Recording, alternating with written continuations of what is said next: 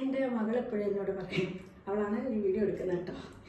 അപ്പോൾ എൻ്റെ മകളെപ്പോഴും എന്നോട് പറയും, അമ്മ ഇത്ര വീക്കാണെന്ന് ഞാൻ അറിഞ്ഞില്ല. അവിടുന്ന് കൊല്ലത്ത് നിന്ന് ഞാൻ കയ്യിൽ പിടിച്ചുകൊണ്ട് വന്ന എൻ്റെ അമ്മ ഒരു സ്ട്രോങ് ലേഡിയായിരുന്നു. അമ്മ ഇവിടെ വന്നതിന് ശേഷം അമ്മ ഭയങ്കര വീക്കായി എന്ന് പറയും. അപ്പം ഞാൻ അവിടുത്തെ എക്സ്പ്ലെയിൻ ചെയ്ത് കൊടുക്കാൻ ശ്രമിച്ചാലും അവൾക്കത് മനസ്സിലാകില്ല. എനിക്കൊന്നും കേൾക്കണ്ട, ഞാനൊരു സ്ട്രോങ് ലേഡിയുടെ കൈയും പിടിച്ചുകൊണ്ടാണ് വന്നത്. ഇവിടെ വന്നപ്പോൾ ഇപ്പം എനിക്ക് മനസ്സിലായി അമ്മ വീക്കാണെന്ന്. അപ്പോൾ അവളാണ് ഈ വീഡിയോ എടുക്കുന്നത്. അവളുടെ മുഖത്ത് എക്സ്പ്രഷൻസ് കണ്ടിട്ട് ഇത് വീഡിയോ നിർത്തുമ്പോൾ എനിക്കുള്ള മറുപടി കിട്ടുമെന്ന് ഞാൻ പ്രതീക്ഷിക്കുന്നു. അപ്പോൾ എന്താണെന്ന് വെച്ചാൽ, ഞാൻ അവിടെ നിന്ന് വരുമ്പോൾ ശരിക്കും എനിക്ക് എപ്പോഴാണ് നമുക്ക് ഭയമില്ലാത്ത അവസ്ഥ വരുന്നത്? അജ്ഞതയിൽ നിന്നാണ്. എനിക്ക് ആ ഒരു ട്രോമ, ഞാൻ അനുഭവിച്ചുകൊണ്ടിരിക്കുന്ന ട്രോമ, അതിൽ നിന്ന് എനിക്കും അവൾക്കും രക്ഷപ്പെടണം എന്ന് മാത്രമേ എനിക്കുണ്ടായിരുന്നുള്ളൂ. അപ്പം ഞാൻ അവളെ കൂട്ടി ഒരു രാത്രി ഇനി ഇറങ്ങുക. ഞാൻ ഭയങ്കര ബോൾഡായിട്ട് തന്നെ ഇറങ്ങിയത്, കാരണം എനിക്കൊന്നും അറിയില്ല.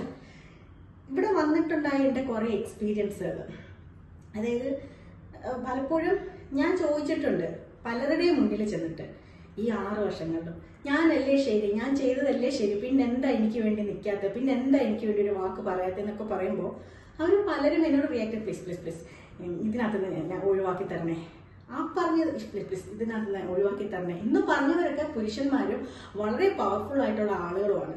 ഞാനിങ്ങനെ പ്ലീസ്, ഞാനല്ലേ ശരി, ഞാൻ ചെയ്തതല്ലേ ശരി, ഞാൻ എൻ്റെ ശരിക്കനുസരിച്ചല്ലേ നിന്നത്, ഇതെൻ്റെ വ്യക്തിപരമായ കാര്യത്തിന് വേണ്ടിയല്ല, പ്രൊഫഷണലായ കാര്യത്തിന് വേണ്ടിയിട്ടാണ് ഞാൻ ചോദിച്ചിട്ടുള്ളത്. എന്നെ മുൾമുനിയെ നിർത്തിയിട്ടുള്ളത് ഇല്ല, ഒഫീഷ്യലി സ്ത്രീകളാണ്.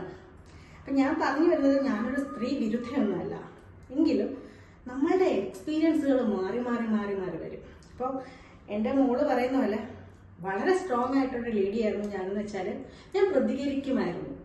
അപ്പോൾ പ്രതികരണം അവിടെ ഏറ്റിരുന്നു, അതുകൊണ്ട് വീണ്ടും വീണ്ടും വീണ്ടും പ്രതികരിക്കാൻ എനിക്ക് പറ്റി.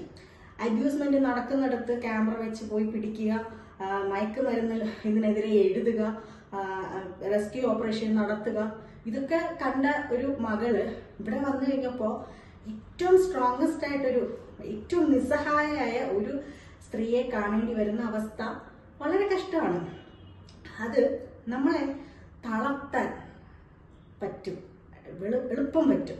ഞാൻ തളർന്ന് വീഴാറുണ്ട്, വളരെയധികം ഞാൻ വീക്കായി പോകാറുണ്ട്.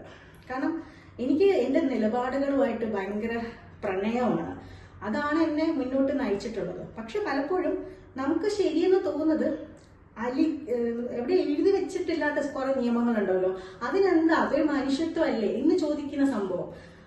അതിപ്പോൾ നമ്മൾ മാലാഖയായതുകൊണ്ട് ഒന്നുമല്ല, അത് ലൈഫിൽ കുറേ കാര്യങ്ങൾ കണ്ടു വരുമ്പോൾ എല്ലാവരും പോകുന്ന സിലബസിലൂടെ നമുക്ക് പോകാൻ പറ്റണമെന്നില്ല. അപ്പോൾ നമ്മൾ ഒരു മിനിമം നീതി ന്യായവും നമുക്ക് നേരെ വാതിലടച്ച് കളയും. കാരണം ഇവർക്ക് വേണ്ടി നിന്നിട്ട് നമുക്ക് എന്താ പ്രയോജനം എന്നുള്ളൊരു ക്വസ്റ്റ്യൻ വരുമ്പോൾ അവിടെ നമ്മൾ വീക്കായി പോകും. നമ്മുടെ കൂടെ ആരുമില്ല, സ്വന്തം നിഴലും ചതിക്കുമെന്നൊരു അനുഭവം പല വട്ടം എൻ്റെ ലൈഫിൽ ഇപ്പം ഞാൻ ഫേസ് ചെയ്തു. പക്ഷേ ഇതേ അനുഭവത്തിലൂടെ വരുന്ന ഒരുപാട് സ്ത്രീകളുണ്ട്. എനിക്ക് അവർക്ക് എൻ്റെയും ഭാഷ മനസ്സിലാവും. ഇന്നലെയും ഞാൻ അങ്ങനെ ഒരുവളെ കണ്ടു, അവൾക്ക് എൻ്റെയും എനിക്ക് അവളുടെയും ഭാഷ മനസ്സിലായി. പക്ഷേ ആ അനുഭവങ്ങൾ ഇല്ലാത്ത ഒരാൾക്ക് ഞങ്ങളുടെ അനുഭവങ്ങളും ഞങ്ങളുടെ ഭാഷയും മനസ്സിലാവണമെന്നില്ല. ഒറ്റ ഇതെനിക്ക് പറയാനുള്ളൂ, ഞാൻ ഇടയ്ക്ക് സ്ട്രോങ് ആവും, ഞാൻ ഇടയ്ക്ക് വീക്കാവും. ഞാൻ വീക്കാവുന്ന സമയത്ത് എൻ്റെ ഫ്രണ്ട്സ് പോലും എന്നെ കാണാറില്ല. കാരണം ഞാൻ അപ്പോൾ ആരെ മുന്നിൽ ചെന്ന് പെടാറില്ല. നമ്മൾ വീക്കാവണമെങ്കിൽ ഫിനാൻഷ്യലി മാത്രമല്ല നമ്മളെ തളർത്താൻ പറ്റുന്നത്, ഒരു പ്രണയമോ അല്ലെങ്കിൽ സാമ്പത്തികമോ ഒന്നുമല്ല നമ്മളെ തളർത്താൻ പറ്റുന്ന വേറെ പല ഘടകങ്ങളുണ്ട്. അപ്പോൾ അങ്ങനെയുള്ള അവസ്ഥകളിൽ കൂടെ നമുക്ക് പോകേണ്ടി വരും. പക്ഷെ അതൊക്കെ തന്നെയല്ലേ ലൈഫ്, വീഴും എഴുന്നേക്കും, വീഴും എഴുന്നേക്കും. പക്ഷെ തോൽക്കില്ല എന്നൊരു വാശിയുണ്ട്, അതാണ് എന്നെയും മുന്നോട്ട് നയിക്കുന്നത്.